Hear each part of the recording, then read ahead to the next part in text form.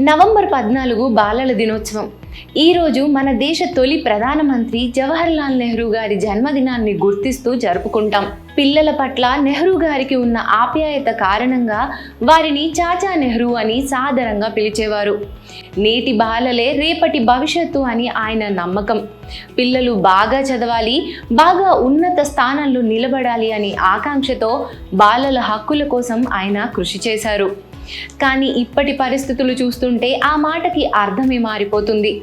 ఆధునిక సాంకేతికత, social media మరియు మారుతున్న జీవన విధానాల కారణంగా పిల్లలు కొంతమంది వాస్తవ ప్రపంచం నుండి దూరంగా ఉంటూ అనేక సమస్యలను కోరి తెచ్చుకుంటున్నారు.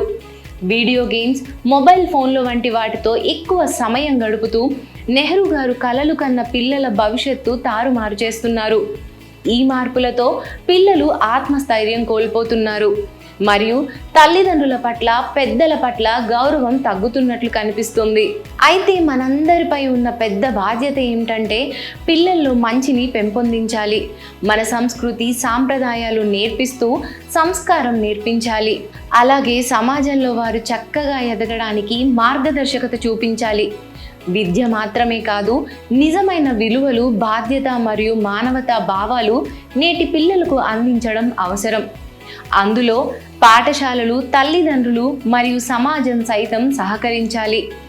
మరి ఈ బాలల దినోత్సవం రోజున మనం పిల్లలకు భవిష్యత్తు పట్ల, వ్యక్తిత్వం పట్ల, సమాజం పట్ల నిబద్ధతను నేర్పే ఒక సున్నితమైన మార్గాన్ని చూపుదాం.